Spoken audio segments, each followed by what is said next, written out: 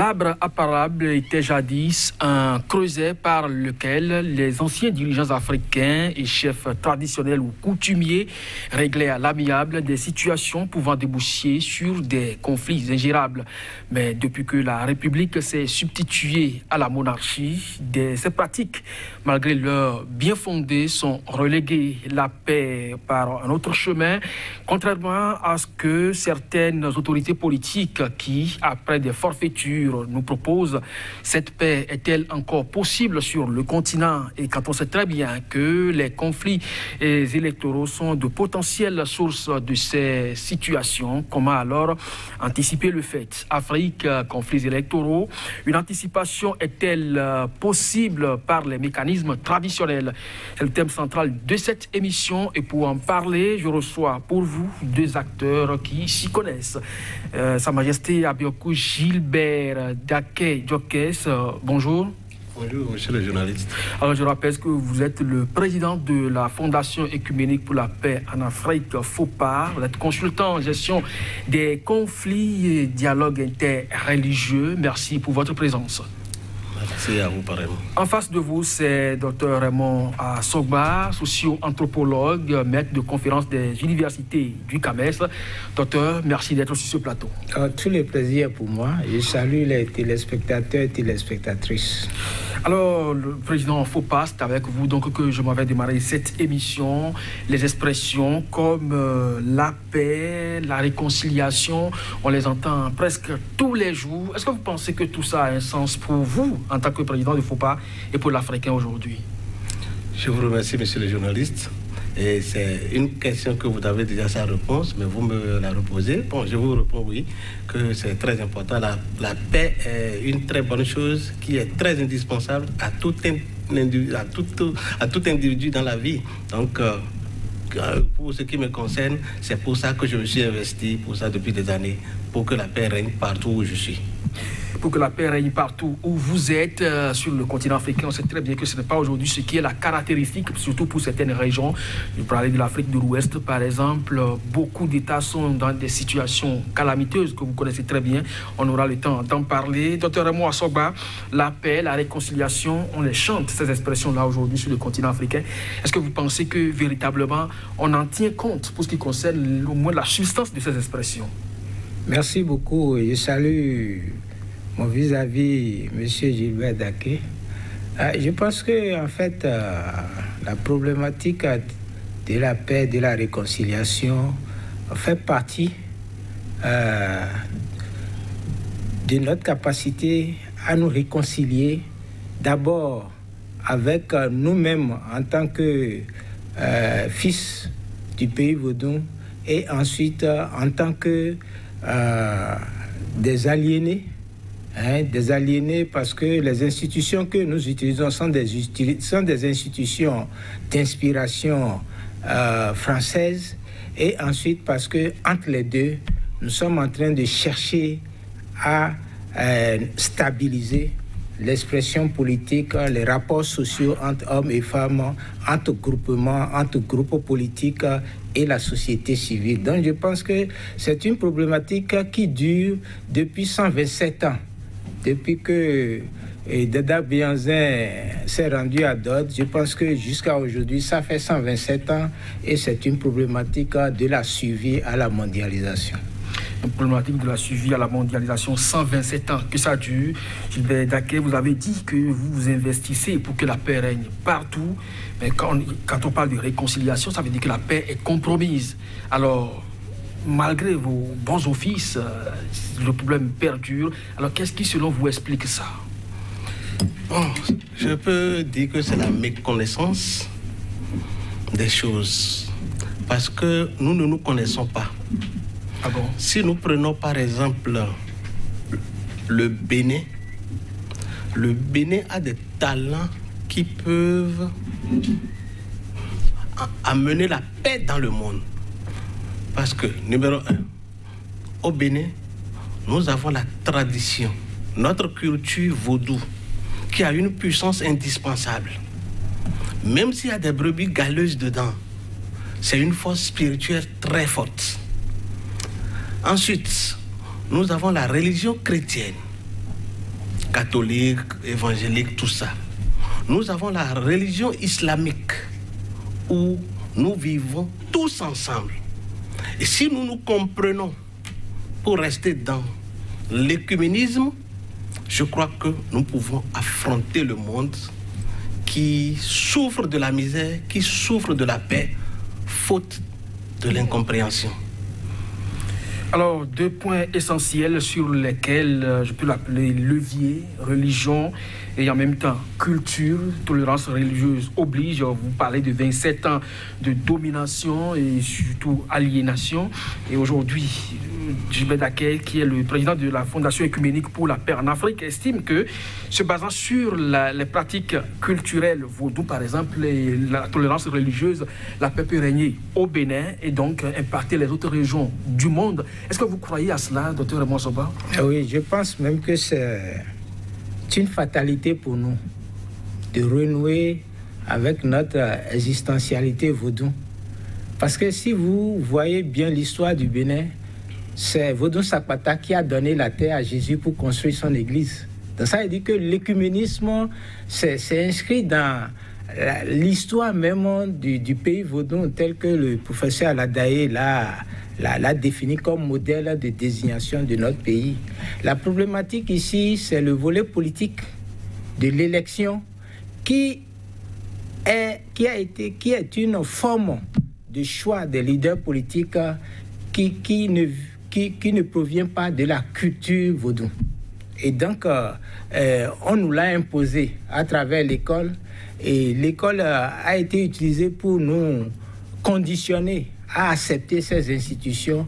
Et donc, c'est ces institutions qui, dans leur terroir originel, et comme la culture européenne, enchassent la paix. C'est-à-dire qu'en France, lorsqu'on fait les élections, aux États-Unis, lorsqu'on fait les élections, c'est la période de la discordance, de l'opposition, de la compétition. Mais dès que l'élection a eu lieu et que le président est désigné, il y a une paix sociale. Tout au moins, c'est bien codifié. Hein? En France, il y a une paix sociale pendant 100 ans. Et non, excusez-moi, j'ai dit 100 ans. 100 jours. 100 jours où on n'égratine pas le président.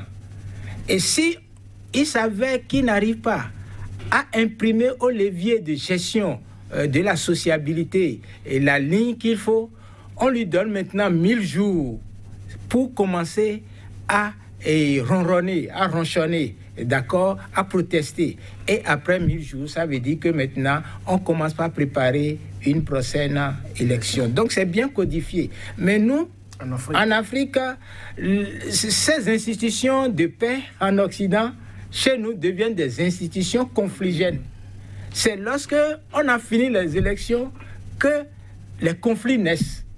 Ouais, un peu. Donc, par rapport à ça, je pense que l'écuménisme a son mot à dire, dans la mesure où, justement, au plan social, il y a un dialogue concret entre les vaudounos qui vont à l'église et les prêtres aussi, et qui travaillent ensemble avec ceux-là dans les villages, dans les hameaux et en ville. Alors, je m'avais donc opposé au président de FOPA qui estime qu'au Bénin, il y a toutes les valeurs possibles pour instaurer quand même la paix, non seulement au Bénin, mais dans le monde.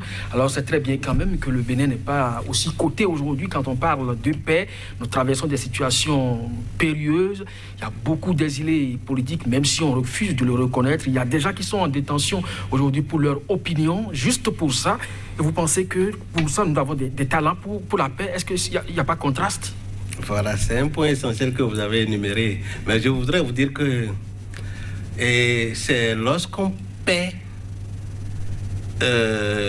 lorsque vous n'avez pas une plaie sur la fesse, que vous ne connaissez pas sa valeur.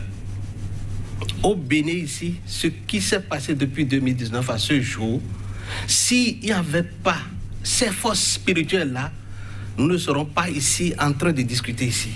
C'est parce que ça s'est passé comme ça, et puis on ne veut pas reconnaître qui sont les vrais acteurs de cette paix-là. Qui sont ceux-là qui ont fait que cette paix que nous avons aujourd'hui, bien vrai que nous ne sommes pas totalement à l'aise, comme vous venez de l'énumérer. Mais ça ne se passe pas comme ça dans les autres pays avant que le pays s'embrase. Mais reconnaissez bien que nous avons le devoir de rendre grâce au Tout-Puissant, Dieu, Allah le Miséricordieux, à travers les mains de nos ancêtres qui font du Bénin ce que nous sommes aujourd'hui. Donc c'est pour vous dire que nous avons besoin de la paix. Si nous allons aborder le côté de nos frères qui ne sont pas encore ensemble avec nous au Bénin, nous aurons des occasions. Nous sommes en train et nous continuerons de le faire pour que tous les fils du Bénin soient toujours ensemble, pour qu'on ne nous reconnaisse plus ce nom-là dans les jours à venir. Donc vous pensez que vous avez œuvré dans le silence pour que la situation que nous traversons aujourd'hui, même si elle n'est pas totalement parfaite, qu'elle soit comme ça? Absolument. Je ne suis pas le seul. La FOPA n'est pas la seule. C'est nous tous. C'est la contribution de tout le monde. Si je peux vous citer, j'ai parcouru les couvents, j'ai parcouru les églises, j'ai parcouru les mosquées et les autres forces aussi spirituelles. Tout un chacun de nous a contribué à cette paix. Si vous pensez que c'est peut-être vous, c'est peut-être les autres qui ont fait, c'est faux, hein? Vous n'avez rien fait. C'est grâce. Dieu nous a utilisés, Dieu a utilisé tout le monde afin que nous sommes dans cette situation-là aujourd'hui. Alors je rappelle que vous êtes quand même un spécialiste du dialogue interreligieux, donc cela va de soi, les démarches que vous avez donc eu à mener. Alors, Dr Raymond Assogba, est-ce que c'est possible dans un État où on estime qu'on peut avoir quand même des valeurs pour impacter positivement le reste du monde, que ça ne fait pas vraiment bon vivre? Bien sûr, l'État en fait est la garante de l'unité nationale. Et le domaine de la politique est bien circonscrit dans la mesure où vous savez qu'au Bénin,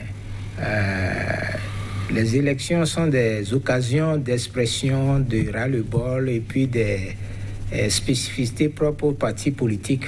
La Constitution a bien reconnu que le suffrage universel est exercé à travers les partis politiques. Et donc, il y a un couloir bien défini pour l'expression de l'opposition, des rivalités entre les leaders politiques. Et tout cela donc, nous montre que cela ne doit pas empêcher le déroulement de la vie économique, des activités sociales, de la liberté de déplacement et de circulation des biens des personnes et puis aussi d'expression des partis politiques, de la liberté, etc. Tout cela imbriqué, en fait, justement, donne un produit que M. Daké exprime dans le travail qui est fait, qui ne dépend pas que des paroles de contestation de l'opposition ou même des paroles de réclamation des syndicats. Vous comprenez un peu? Donc tout cela, l'État gère cette tension à partir des institutions qui sont définies. Mais vous savez que depuis un moment, nous sommes en situation de réforme et donc à partir de là, je pense qu'aujourd'hui, il y a quelque chose qui se passe. Il y a une dualité ou une dialectique. C'est-à-dire que le président qui a le pouvoir a commencé par utiliser le pouvoir dans l'expression de la responsabilité de chaque citoyen à ces différents postes de travail et le rétablissement de la norme dans la gestion des affaires politiques. C'est un précédent et tout le monde découvre ce côté-là. Et de l'autre côté, de l'autre côté aussi de ce miroir, l'autre côté de ce miroir, c'est maintenant comment est-ce que les politiciens qui ont l'habitude d'utiliser leur identité de politique pour violer les lois de fonctionnement de l'État ou bien amener les fonctionnaires à vivre autrement que le demandent les tests, c'est comment est-ce qu'ils peuvent continuer, est-ce qu'ils peuvent continuer de prospérer dans ce sens, ou bien qu'est-ce qu'ils peuvent trouver justement pour exister et atteindre leurs objectifs de conquête du pouvoir ou bien d'exercice de leur fonction de politicien. Je pense que c'est la dualité dans laquelle nous sommes aujourd'hui, et cela donc dénote, cela installe justement une atmosphère un peu à couper au couteau, parce que la liberté n'est plus liberticide, il y a des lois maintenant qui sont affirmées, etc. Merci donc à vous pour ce développement. Alors, Gilbert Daquet, vous n'êtes pas, c'est vrai, vous êtes d'un pays, le Bénin, mais pour vous parcourir à travers votre fondation, la Fondation Œcuménique pour la paix en Afrique, beaucoup d'États africains. Alors, quand on parle de réconciliation et de paix, ce n'est pas seulement au Bénin que vous menez donc vos démarches de bons offices.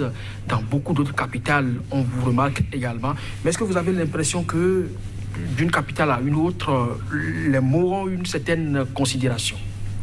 La paix, la réconciliation. Ça a un sens pour les différents responsables, chefs d'État que vous rencontrez ailleurs que le Bénin? Je vous réponds oui. Si vous devez vous référer à ce que le docteur vient d'expliquer, vous devez en tirer aussi dedans. Je m'avais vous dire que les contextes ne sont pas les mêmes. Donc, ça varie d'un État à l'autre. Ça varie d'un État à l'autre. Et quand un chef d'État ne veut pas la paix dans son pays, vous pouvez tout faire, vous ne pourrez rien faire. Quelles que soient vos compétences, vous ne pourrez rien faire. Donc, et vous est arrivé de rencontrer des résistants comme ça, des chefs d'État qui ne veulent pas du tout écouter la paix? Non, pas encore, mais ça peut être voilé. Mais nous passons par tous les moyens pour leur faire entendre ce que c'est que la paix. Parce que c'est leur peuple qui les ont élus. Et ils ont l'obligation d'écouter. Même si ça traîne à des endroits, mais nous arrivons quand même à nous faire entendre. Et nous avons des cas dans la sous-région. Président Jonquet, est-ce que vous avez l'impression aujourd'hui, parce que dans vos démarches, comme je parle du dialogue interreligieux, est-ce que les autres religions, également les chefs coutumiers et autres des autres États vous rencontrent, vous discutez vraiment des conditions traditionnelles de règlement des conflits aussi?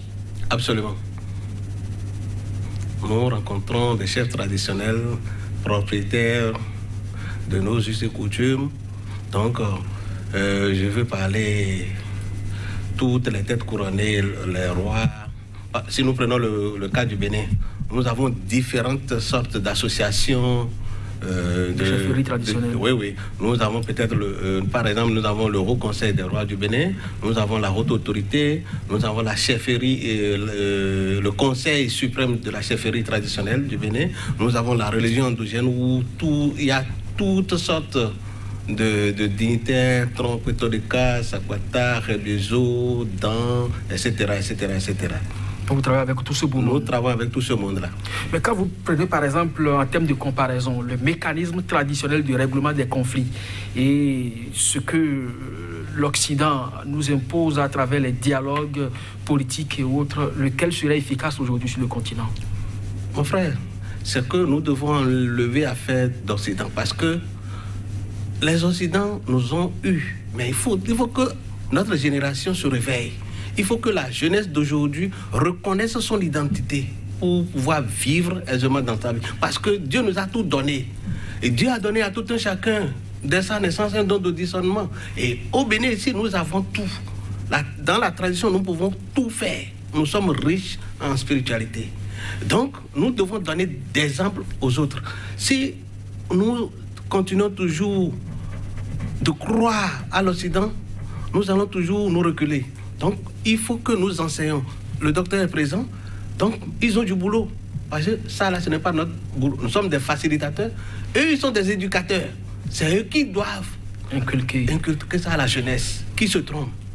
Docteur Remois Sogba, les mécanismes traditionnels du règlement des conflits opposés dans une certaine mesure, même si vous n'êtes pas acteur politique clé aujourd'hui, étant socio-anthropologue, vous embrassez également ce domaine-là. Quand vous prenez en termes de comparaison ces mécanismes opposés à ceux proposés par l'Occident à travers les dialogues politiques et autres, est-ce que vous pensez que vraiment au niveau de la tradition, c'est efficace?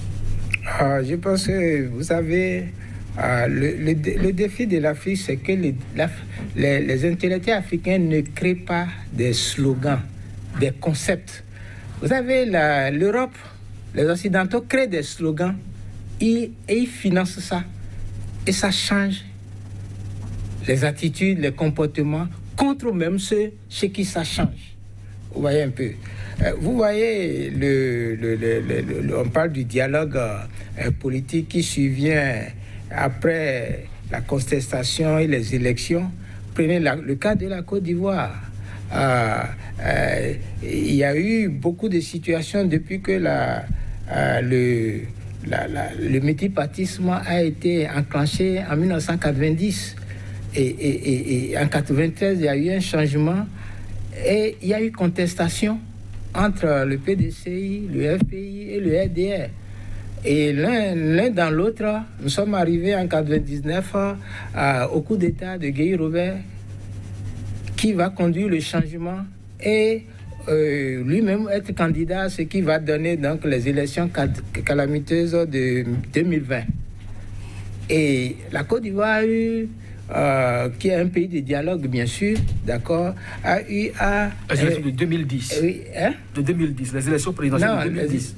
Les élections présidentielles de 2000. Okay. 2000 où Gbagbo est devenu président.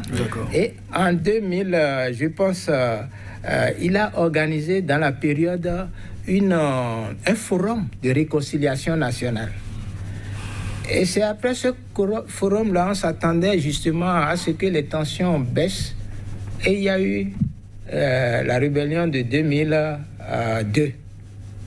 Et cette rébellion, vous voyez, a mis le pays en sens dessus-dessous. 8 ans durant. Et dans ce défi, vous savez, le pays a survécu. Le pays a survécu. Un pays qui était divisé en deux a survécu à cause des mécanismes endogènes, de dialogue et de vie entre les différents chefs régionaux. Les différents chefs régionaux, parce que les chefs endogènes, les rois, ont gardé justement les relations entre les populations. On a parlé en Côte d'Ivoire, on parle souvent de la parenté à plaisanterie qui leur permet de dialectiser les tensions. C'est ça qui a permis au pays de tenir, un pays divisé en deux. Et donc, ce n'est jamais allé au conflit entre les populations. Et ça, il faut saluer ça. Donc, il faut dire aujourd'hui que l'Afrique, effectivement, a ses institutions. Ces institutions qui ont voulu être éliminées par l'école et le modèle occidental de l'élection et puis de la compétition électorale. Comprenez un peu. Et ces institutions ont été ont survécu au temps. On survécu à l'aliénation, à la chosification, et on survécu à la réification. Parce que nous sommes des individus qui pensons autrement et qui agissons autrement. Vous voyez, nous sommes névrosés. Et dans cette situation, les peuples qui sont dans les hameaux, qui sont dans le pays profond, continuent de produire et de tisser les relations de dialogue. Cela fait que justement, ces institutions qui ont survécu et qui sont présentes aujourd'hui, qui existent, demandent à être justement inscrites dans la loi constitutionnelle pour être reconnues comme la base légale de la fabrication de la paix sociale. Et cela, vous savez, les juristes restent attentistes parce que les juristes imitent les institutions occidentales qui s'apprennent dans les livres, à travers la télé, et ils ne font pas l'effort justement de récupérer ces institutions-là et les intégrer dans la loi constitutionnelle comme véritablement des institutions républicaines. Vous comprenez un peu. Il y a cette problématique. Oui, cela m'amène à demander au président, depuis que la FOPA existe, est-ce que vous avez entrepris des démarches au niveau quand même institutionnel pour que vos actions, comme il le dit, soient contextualisées, pour que désormais la FOPA soit quand même acceptée et participe également à toutes les grandes réunions politiques? Je vous remercie beaucoup. Si je me réfère au début de l'explication du docteur, les États varient d'un autre à l'autre. Si nous prenons le cas du Bénin, je vous ai dit que la FOPA est née depuis 1991. Elle a été parrainée par plusieurs chefs d'État. Lorsque le feu président Kérékou était là, c'est une autre considération qu'on avait pour la FOPA. Le président, l'ancien président Soglo, c'est une autre considération. Le temps du président, de l'ancien président Boni Yaye, c'est une autre considération. Si nous n'allons pas nous mentir, c'est au temps du président Yaye Boni que le monde entier a connu la FOPA. Au temps du président actuel, président Talon, avec les réformes, je ne peux pas vous dire tout de suite que tout est parfait, mais je suis en train de vous dire que dans les coulisses, nous sommes en train de courir, non seulement pour la FOPA, mais que les institutions qui prônent vraiment la paix puissent être reconnues telles que la chefferie traditionnelle est en train d'être inscrite dans notre constitution. Mais, de la même manière, nous profitions de cette occasion pour leur dire encore, pour dire à ces autorités, il faut une reconnaissance véritable. Donc, sur papier, ce n'est pas important forcément sur papier. Voilà. Alors, puisqu'on parle de paix, docteur Raymond Assogba, je vais revenir donc à l'idée tout à l'heure pour vous permettre d'apprécier encore autrement. Président Fopa, est-ce que vous pensez que dans un État un peu comme ce que la Côte d'Ivoire est en train de vivre aujourd'hui, je crois que vous connaissez aussi très bien la Côte d'Ivoire, comme docteur Raymond Assogba a évoqué tout à l'heure sa situation politique, est-ce que quand vos frères sont hors du territoire national pour des raisons politiques, vous pouvez être vraiment en train de parler la paix? Bon, ce n'est pas une joie pour qui que ce soit de voir celui qui peut-être peut le prendre comme ennemi. Nous sommes tous des frères. Supposons que je vois mes frères en exil, même ceux qui me prennent comme ennemi en exil, je ne serai pas gai. Donc c'est comme ça dans tous les pays. Que ce soit en Côte d'Ivoire, que ce soit au Bénin, ici, que ce soit au Mali, que ce soit au Tchad, que ce soit au Burkina, que ce soit au Togo. Donc personne n'est heureux de voir son frère en exil forcé. Donc ce n'est pas une joie pour nous, c'est pourquoi nous ne cessons jamais de travailler pour... Docteur Raymond Assogba, tout à l'heure, vous semblez indexer quand même un corps, les juristes, qui ne prennent pas vraiment le temps nécessaire d'appréhender les réalités empiriques afin de les aider d'une manière ou d'une autre pour les contextualiser. Mais est-ce que vous aussi, au niveau supérieur, le temps aussi n'est pas à signaler à votre niveau? Est-ce que vous donnez aujourd'hui à l'élite que vous préparez les rudiments nécessaires? Parce que c'est vraiment ces étudiants que vous formez qui, pour la plupart, s'orientent pour devenir juristes après. Oui, en fait, je ne jette pas le tort aux juristes. C'est que la situation au Bénin et en Afrique, c'est que la paix sociale est prise en otage par les juristes. C'est-à-dire qu'on privilégie et l'aspect constitution des choses, l'aspect juridique des choses, l'aspect légaliste des choses, en oubliant qu'il n'y a pas que le droit.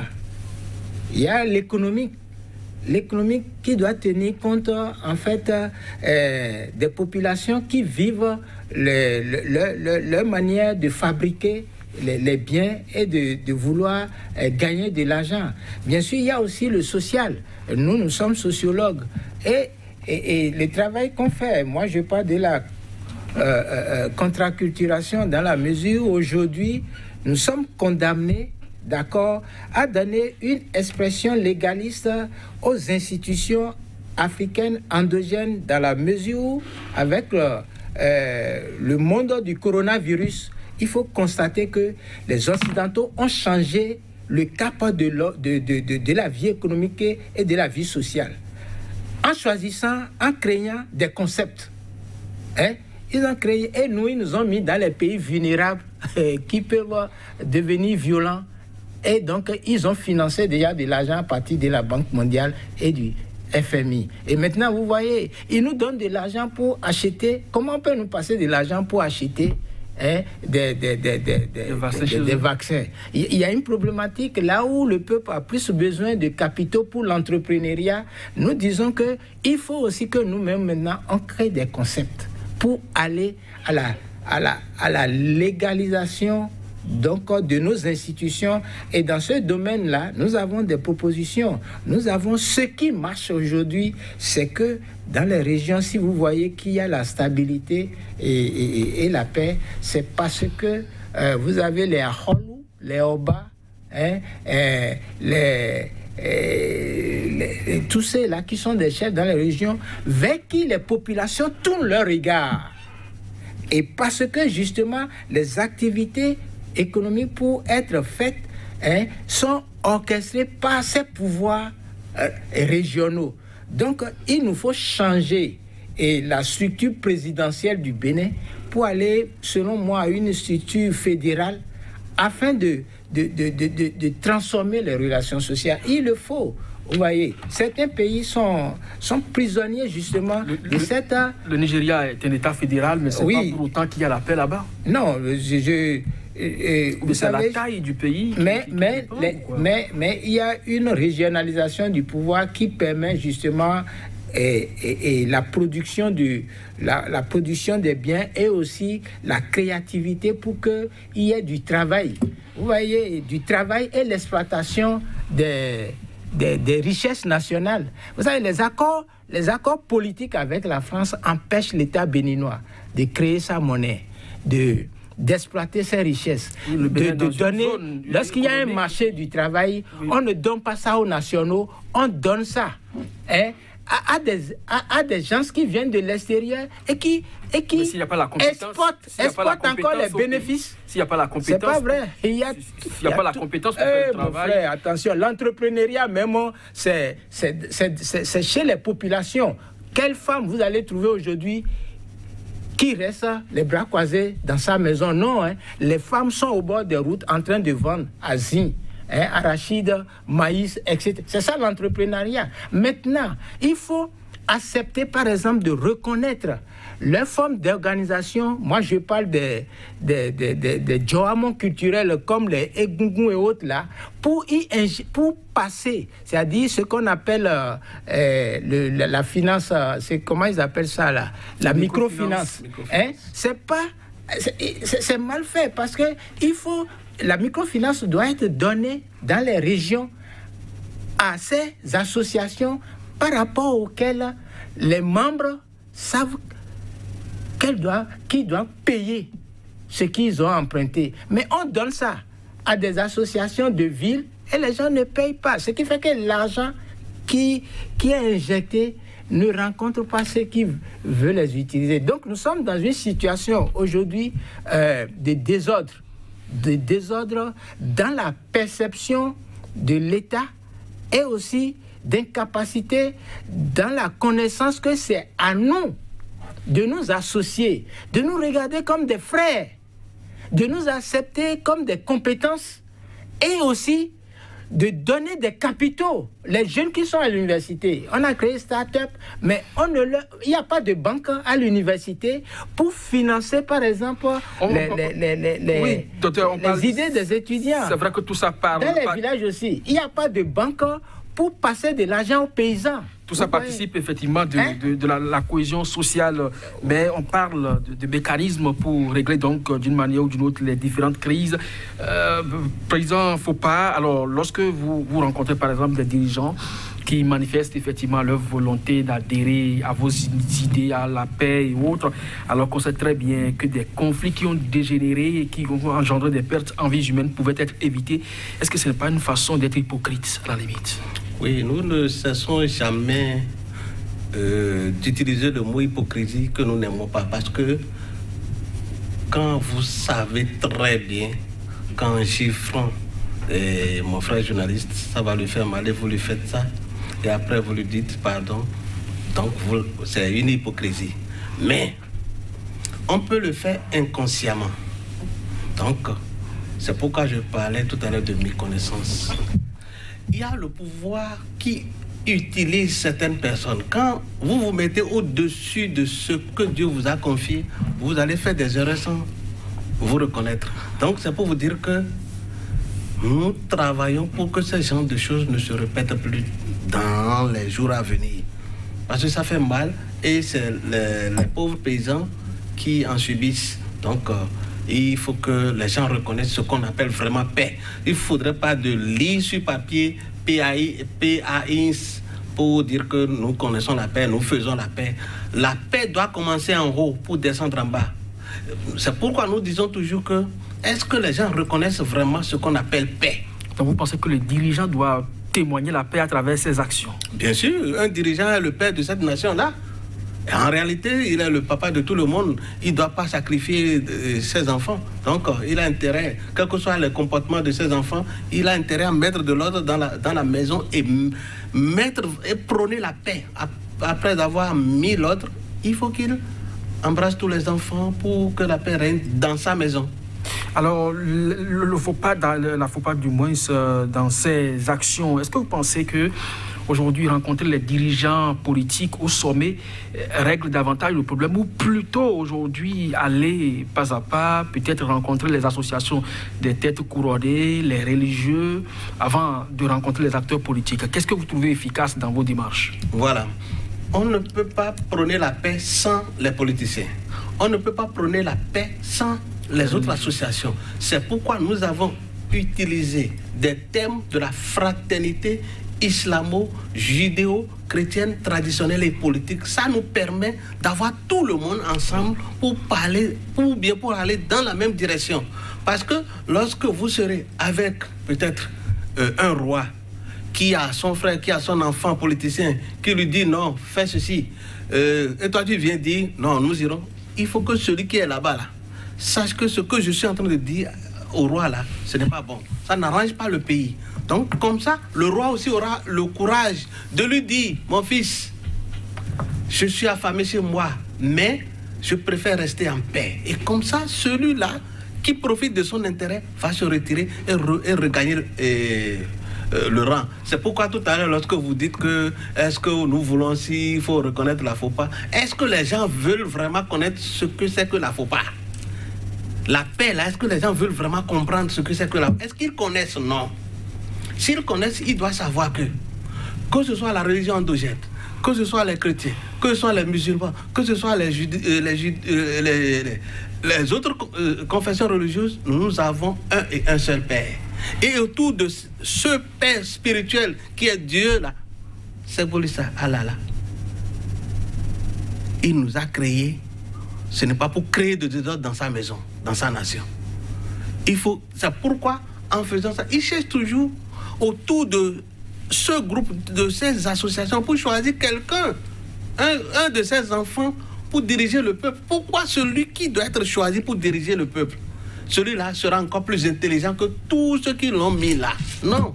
Donc, ce qui est certain, c'est une complémentarité. Nous travaillons à la base, nous travaillons au milieu, nous travaillons en haut. Nous ne voulons pas forcément aller commencer par les chefs d'État avant de revenir. C'est pourquoi nous travaillons à la base. Il faut que tout le monde sache ce qu'il veut sur cette terre. Il faut que tout le monde prenne la paix. En prenant la paix, l'autre ne viendra plus nous diviser. C'est pourquoi les jeunes sont toujours marginalisés. Parce qu'on te dit, prends ça là, tu vas faire. Donc, si nous sommes soudés à la base, le dirigeant aura peur de nous. Ah, là, je ne peux plus aller diviser cette équipe. C'est comme ça. C'est comme ça, et aujourd'hui, ce n'est pas les institutions de médiation qui manquent. Dr. Raymond Asogba, dans certains États, on parle de médiateurs de la République. Ailleurs, on parle de conférences épiscopales qui interviennent pour calmer les uns les autres. Il y a des acteurs politiques qui sont également associés dans les bons offices pour des négociations. Alors, est-ce que vous pensez que tout ça n'est pas suffisant déjà pour que l'Afrique soit pacifiée? Non, tout ça ne suffit pas, parce que ce sont des institutions dont nous n'avons pas l'intelligence. Ah bon? Ce sont des institutions que nous avons empruntées.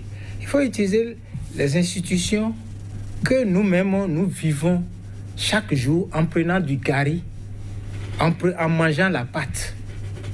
Et si on le fait ainsi, vous voyez, le mot paix est quelque peu piégé quelque part.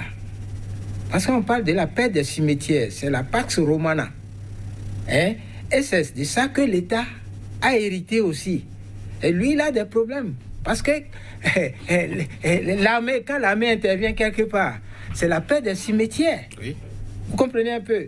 Mais quand, chez nous, on parle de FIFA, quand on parle de FIFA, toi-même d'abord, le rythme de circulation du sang change. Parce que tu reviens en toi-même.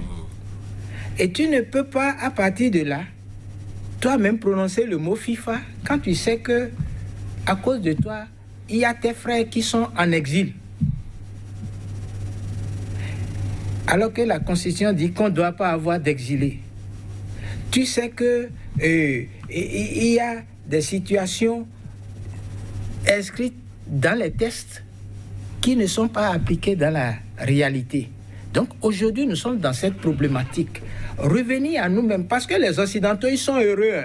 Ils sont heureux quand il y a des problèmes entre nous. Parce que, en fait, nous démontrons qu'ils ont raison de dire que même avec l'école, nous ne sommes pas capables nous-mêmes d'échanger des paroles de fraternité. C'est ce qu'ils pensent de nous. Oui, c'est ça, c'est ce qu'ils pensent de nous. Quand ils viennent voir nos chefs d'État là, ne pensez pas qu'ils les respectent tout, etc. Et non, ils viennent exécuter des agendas et surtout prouver, et il y a des officines qui financent cela, prouver que les Africains sont incapables de se gouverner. Tout simplement parce que nous utilisons les institutions dont nous n'avons pas l'intelligence. C'est pourquoi aujourd'hui, dans ce millénaire, en 2021, d'ici les 10-20 ans, il faut que justement l'État commence par utiliser nous autres qui sommes les porteurs de la raison. Et lorsque le président français ou allemand veut voyager, ce sont les littéraires, ce sont les universitaires qui lui écrivent son texte pour lui dire voici ce que tu vas dire dans le sens de la continuité de leur histoire. Mais nous, est-ce que nos chefs d'État s'adressent à nous? Non. L'administration, l'État n'utilise pas l'université. Non. Il y a des thèses qui sont là, qui ont des solutions à tout ce que nous vivons au Bénin. Mais les étudiants ne sont pas utilisés, qui ont fait des mémoires, etc. Ils ne jettent pas l'argent pour que ceux-là, justement, puissent exister à partir de ce qu'ils ont identifié comme solution. Donc, c'est la problématique aujourd'hui. Utiliser la raison. Là. Tu vois, l'université d'Abomey-Calavi, c'est le symbole de la lumière au Bénin. Mais l'État n'utilise pas. Non.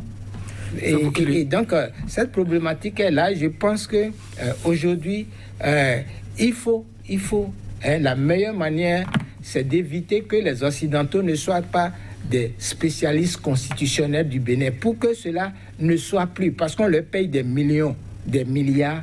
Il faut tout simplement, je pense, reconnaître le pouvoir des gouvernants, des cultures. On dira que vous prêchez beaucoup plus pour votre paroisse. Vous dites? On dira que vous prêchez beaucoup plus pour votre paroisse. Non, même le mot que tu utilises, paroisse, ne reflète pas ce que j'ai dit, parce que nous sommes en fait dans le corps des enseignants. Oui, nous sommes les produits, en fait, nous sommes les produits des contradictions du Bénin. Et la différence, c'est que nous pensons. Nous utilisons la pensée. C'est pourquoi, justement, ça ne dépend pas de moi. Quand je parle de la pensée vaudou, vous avez vu, pendant 127 ans, pendant 98 ans, les gens ont pensé que le vaudou est déjà remplacé par les religions. Et ils ont découvert en 93 la vitalité donc de cette valeur philosophique et politique. On va revenir à ça tout à l'heure. Alors, président, faut pas, dites-nous, quand vous entendez par exemple la mise en place de médiateurs de la République, et une conférence épiscopale, je veux parler par exemple de la République démocratique du Congo, cette conférence épiscopale qui est puissante quand même, qui intervient dans la vie politique de ce pays pour régler un tant soit peu les différends qui opposent les acteurs politiques. Est-ce que vous ne pensez pas que c'est suffisant déjà? Non, ce n'est pas du tout suffisant. Vous voyez, dans un pays où il n'y a pas quelqu'un qui peut te dire « tais-toi, arrêtez », et vous arrêtez, c'est très grave. Vous pensez qu'il faut une force comme ça? Il faut impérativement une force comme ça. Je prends le cas du Burkina. Au Burkina, bien vrai que les djihadistes sont partout maintenant à cause des politiciens, mais vous, quand Moro Namba dit stop, tout le monde se tait d'abord. Mais il n'y a pas ça au Bénin, il n'y a plus ça au Bénin. Effectivement, nous avons souffert de ces grandes personnalités-là. Paix à ceux-là qui ne sont plus là aujourd'hui. Mais et nous autres, nous sommes si inutiles comme ça. Aujourd'hui, nous remercions le Seigneur et le Seigneur qui a inspiré le chef de l'État qui vient de nommer un médiateur de la République. Nous avons dit que ça n'avait plus d'importance, mais maintenant, il a nommé un nouveau médiateur de la République en la personne de Youssouf Pascal. Nous devons l'accompagner à ce que les autres n'ont pas pu faire pour que la paix règne au Bénin, là, pour qu'ils le fassent. Vous pensez qu'il les autres institutions. Oui, parce qu'il y a des institutions de contre-pouvoir. Oui, bien sûr. Vous pensez qu'elles ne fonctionnent pas comme cela se doit? Que le médiateur, la médiation de la République est autonome. Lorsqu'elle sera autonome, je crois qu'elle pourra gérer tous les problèmes de cette nation. Ensuite, sur le plan politique, on vient de nommer un chef de l'opposition. Ça revient à ce que vous avez dit tout à l'heure. Tout ce monde-là, que ce soit M. Paul Humpré, le ministre Paul Humpré, l'honorable Youssouf Pascal et les autres institutions qui peut-être dormaient avant, doivent tous se réveiller maintenant pour aider le chef de l'État. Nous autres, s'ils nous jugent utiles, nous allons faire avec. Même s'ils ne nous sollicitent pas, nous irons vers eux pour leur dire que c'est ce que nous devons faire pour la bonne cause de notre nation. Puis c'est pour notre cause commune. C'est obligatoire. Il ne suffit pas que ce soit seulement les postes politiques. Ils ont besoin de ces institutions spirituelles traditionnelles. Alors, vous avez évoqué un cas très spécifique tout à l'heure, le Burkina Faso, où quand le Moro Namba parle, même si vous êtes le président de la République, vous taisez d'abord. Ah oui. Alors, est-ce que, puisque tout à l'heure, dans l'entame de mon émission, j'ai parlé de la République qui s'est substituée à la monarchie. Le Moro Namba, c'est pratiquement comme une tête couronnée, un chef traditionnel mais puissant. Alors, vous pensez qu'on peut encore revenir à ces institutions-là dans beaucoup de pays aujourd'hui où la République s'est complètement installée? Nous devons... C'est qu'on n'a pas besoin de changer nos républiques. C'est pourquoi je disais tout à l'heure dans mes faits là, hein, c'est nous qui avons choisi celui-là pour être là. Il n'a pas oublié que c'est nous. Donc entre nous là, il y a quelqu'un là, même si c'est un petit, même s'il est en slip là, il faut le respecter. S'il te dit non là, il faut respecter. Après, tu peux aller te justifier auprès de lui pour dire non. Après tout, je suis le chef de l'État, je suis le chef suprême. Vous êtes le papa de nous tous spirituellement, mais on arrête d'abord. Lorsque l'autre dit arrêtez, arrêtez. C'est comme la conférence épiscopale dont vous venez de dire, entre-temps, au moment où le pays devait s'enflammer, il y a Monseigneur de Sousa qui s'agenouillait, qui faisait tout en complicité avec la chefferie traditionnelle. Ce n'était pas l'église catholique seule. En complicité avec toutes les confessions religieuses. Je crois que nous devons implorer l'indulgence de nos chefs d'État et en l'occurrence le président de la République actuelle, Patrice Talon, qui a promis maintenant revoir les choses autrement pour que ensemble nous allons tous l'accompagner à ramener la paix dans ce pays pour que ce quinquennat-là soit un quinquennat inédit. Quinquennat inédit, la pensée vaudou, vous l'avez évoqué, Dr Raymond Asogba, en 93, on le pensait déjà morte, mais elle est ressuscitée contre vents et marées, ça tient aujourd'hui. On parle de brebis galeuses un peu partout, mais la pensée demeure. Oui, la pensée demeure. En fait, vous savez, moi, il faut essayer de faire un exercice. Projetez-vous dans 50 ans. Pensez-vous que si nous restons dans ces institutions, la vie au Bénin va changer? Non, elle ne va pas changer. Parce que nous serons des ruminants, fonctionner dans des tests qui sont, bien sûr, quand nous les écrivons, c'est que nous avons copié ça ailleurs. Or, nous avons des institutions qui sont vivantes, qui portent notre chair, notre existence, notre réincarnation. Aujourd'hui, nous sommes allés à l'école, pourquoi? nous sommes allés à l'école pour porter la lumière de ces institutions. Alors, c'est le politique maintenant qui doit se dire, mais nous avons, le peuple paye ces gens-là qui font le travail. Ben, commençons par utiliser le fruit de leur réflexion. Le fruit de leur réflexion. Et tout doucement, vous allez découvrir que nous allons changer. Et le président tout à l'heure a dit que nous n'avons pas changé de république. Nous devons changer de style de gouvernance. Sachez que la France nous fait payer. Vous prenez le franc CFA là, le non CFA là, nous payons une taxe pour ça. Quand nous utilisons la République là, nous payons le prix politique. Et c'est là que se trouvent les liens de l'aliénation, c'est-à-dire nous sommes attachés par ça pour justement ne pas être nous-mêmes. Il y a des États qui ne disent pas République. Les États-Unis on ne dit pas République. Non. Mais les États-Unis fonctionnent à partir de leurs institutions. Angleterre, c'est la même chose. Est-ce que vous pensez, comme le président Foppa, que nous pouvons aujourd'hui avoir un homme puissant? Ça peut être appelé médiateur, ça peut être une émanation de l'Église ou de toute autre religion, mais un homme puissant comme le Moronaba au Burkina Faso pour quand même, tant soit peu, canaliser les différents chefs d'État africains dans leurs pays respectifs? Le pouvoir est une réalité qui ne se décrète pas et qui ne s'apprend pas. Elle est sui generis, comme disent les Européens. C'est-à-dire qu'elle découle de l'histoire et des rapports de force. Et le choix que nous avons fait définit justement le sens de la paix sociale, de la concorde. C'est cela. C'est pourquoi le Burkina Faso, c'est une unité existentielle historique. Parce que tous proviennent de cette culture. Au Bénin, nous avons des espaces différents.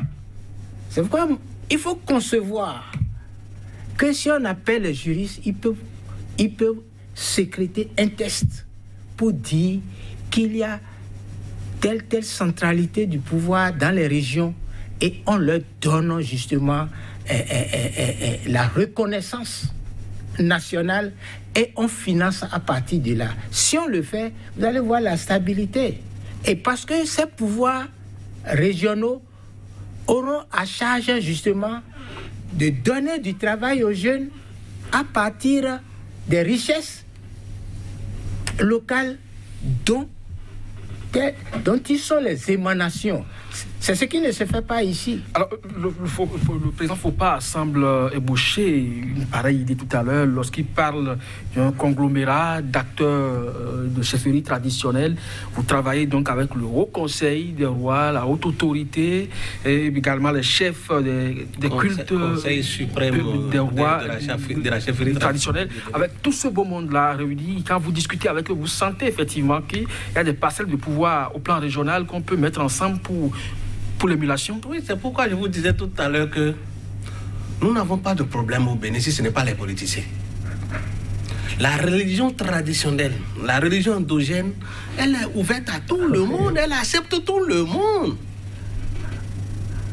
Ok, je vous donne un exemple. Vous prenez un chrétien qui va chanter, il va insulter du matin au soir Satan. Un chef traditionnel ou un dignitaire du culte vaudou, quoi.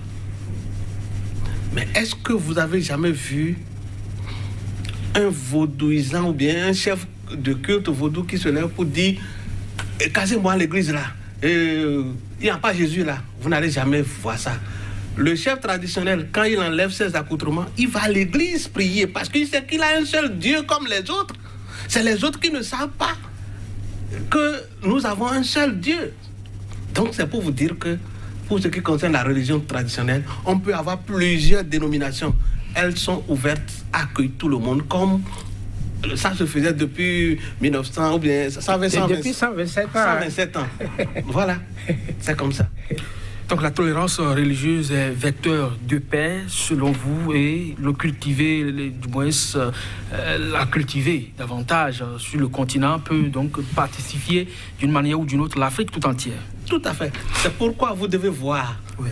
quand la FOPA organise ses activités, vous devez voir toutes les confessions religieuses, Église catholique, Église évangéliste, religion protestante et religion endogène, les musulmans, toutes les têtes couronnées au roi à divers niveaux.